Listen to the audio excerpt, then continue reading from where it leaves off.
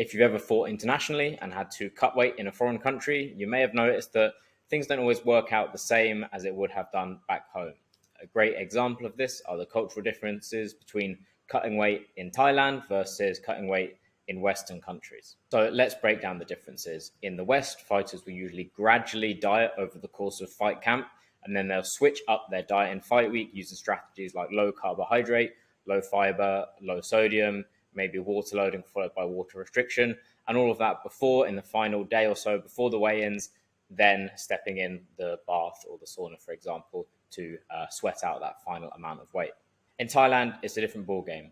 Most of the weight loss will come from dehydration, typically through sweatsuit running. So putting on the rubber sauna suit and running in combination with restriction of water intake, sometimes even longer than the last day before the weigh-in. So whereas in Western style weight cuts, weight loss will be coming from reduced glycogen stores, reduced gut contents, and reduced total body water.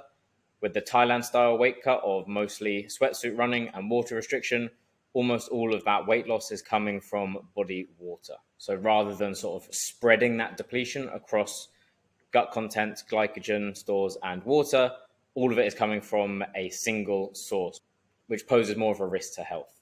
A lot of these differences come down to cultural factors and also the structure of the weigh-ins. In the West, most commonly weigh-ins will be done a day before the fight, so you've got a longer recovery period, you can cut more weight, whereas in Thailand, weigh-ins are often on the same day as the fight, typically very early in the morning. There's nothing inherently wrong with using a sauna suit to lose weight. However, if you are cutting a larger amount of water via dehydration, then it can be very taxing on the body to lose all of that weight from active dehydration via exercise, and it might be a better idea to use more passive methods of dehydration like a bath or a portable sauna to reduce the amount of stress it has on your body. Generally speaking, Western style weight cutting is safer and more backed by science. So if you want to perform at your peak and preserve your health as much as possible, then I would fully recommend doing a science-backed weight cut, ideally with the guidance of a professional.